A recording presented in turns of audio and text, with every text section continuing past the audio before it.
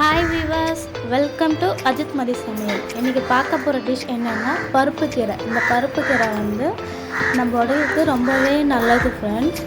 இந்த பருப்பு கீரை வந்து ரத்தத்தை சுத்தப்படுத்தி உடல் சூட்டை வந்து குணமாக்கும் ஃப்ரெண்ட்ஸ். ரொம்பவே நல்லது. நெக்ஸ்ட்டு வந்து நம்ம கீரையை க்ளீன் பண்ணி வச்சுக்கலாம். இந்த மாதிரி ஒன்று ஒன்றா நம்ம கிள்ளி வச்சுக்கலாம் ஃப்ரெண்ட்ஸ்.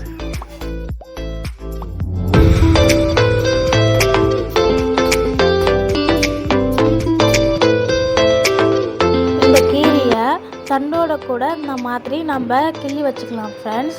அது நல்லாவே வெந்து. நெக்ஸ்ட்டு வந்து நான் ஒரு 100 கிராம் சிறுபயிரை வந்து க்ளீன் பண்ணி வச்சுருக்கேன்.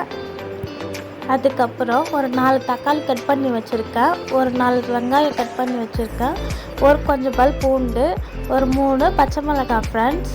இந்த ஷேப்பில் தக்காளி வெங்காயம்லாம் கட் பண்ணி வச்சுக்கங்க. நெக்ஸ்ட்டு வந்து நான் க்ளீன் பண்ணி கீரையை நெக்ஸ்ட்டு வந்து நான் ஒரு அடிகனமான மண் சட்டி எடுத்து வச்சுருக்கேன் ஃப்ரெண்ட்ஸ். நெக்ஸ்ட்டு வந்து நம்ம க்ளீன் பண்ணி வச்சோம் இல்லையா சிறுபயிறு, அதில் வந்து நம்ம சேர்த்துக்கலாம். நான் ஒரு 100 கிராம். அதுக்கப்புறம் நம்ம கட் பண்ணி வச்ச இல்லையா வெங்காயம், அதை சேர்த்துக்கலாம். நெக்ஸ்ட்டு வந்து தக்காளி சேர்த்துக்கலாம் ஃப்ரெண்ட்ஸ். 3 பச்சை மிளகாய் சேர்த்துக்கலாம். அதுக்கப்புறம் கொஞ்சம் பல் பூண்டு எடுத்து வச்சோம் இல்லையா, அதையும் நம்ம இதில் சேர்த்துக்கலாம் ஃப்ரெண்ட்ஸ். அவ்வளோதான் ஃப்ரெண்ட்ஸ், பயிர்க்கீரைக்கு தேவையான பொருள். இது கூட கொஞ்சம் தேவையான அளவு தண்ணி சேர்த்து 20 மினிட்ஸ் நம்ம தட்டு போட்டு அடுப்பில் வச்சிடலாம். நம்ம மண் சட்டி எடுத்தோம் இல்லையா, அதனால நான் அடுப்பில் தான் ஃப்ரெண்ட்ஸ் செய்ய போகிறேன். அப்போ சுவையாகவே இருக்கும்.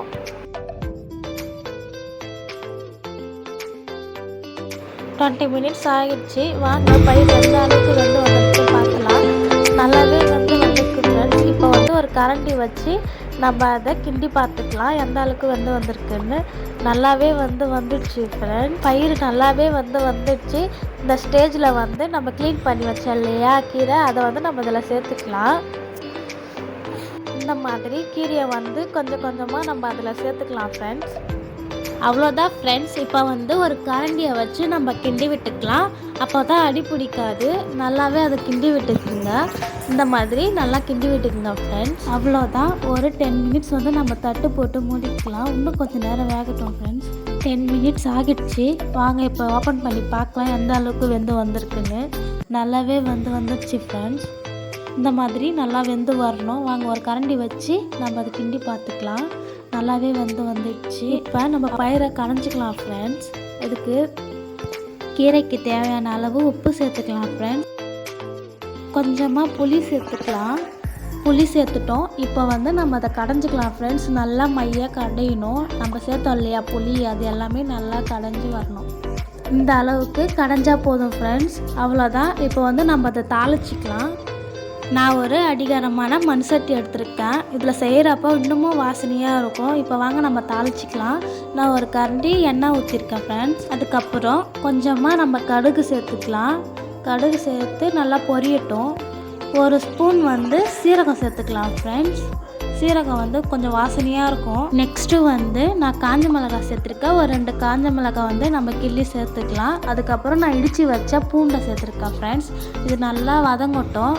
அடி பிடிக்காத அளவுக்கு நல்லா வதக்கி விடுங்க. அப்போ தான் இன்னும் கொஞ்சம் நல்லாயிருக்கும். இந்த மாதிரி நல்லா பொரிஞ்சு வரட்டும். இந்த ஸ்டேஜில் வந்து நம்ம கடைஞ்சி வச்ச பயிர்க்கீரையை வந்து நம்ம இதில் சேர்த்துக்கலாம். அவ்வளோதான் ஃப்ரெண்ட்ஸ், நம்ம கடைஞ்சி வச்ச கீரை ரெடி ஆகிடுச்சு. இந்த மாதிரியும் உங்கள் வீட்டில் ட்ரை பண்ணி பார்த்துட்டு எப்படி இருக்குன்னு கமெண்ட் பண்ணுங்கள் ஃப்ரெண்ட்ஸ். இந்த வீடியோ உங்களுக்கு யூஸ்ஃபுல்லாக இருந்தால் சப்ஸ்கிரைப் பண்ணுங்கள், ஷேர் பண்ணுங்கள், கமெண்ட் பண்ணுங்கள் ஃப்ரெண்ட்ஸ். தேங்க்யூ.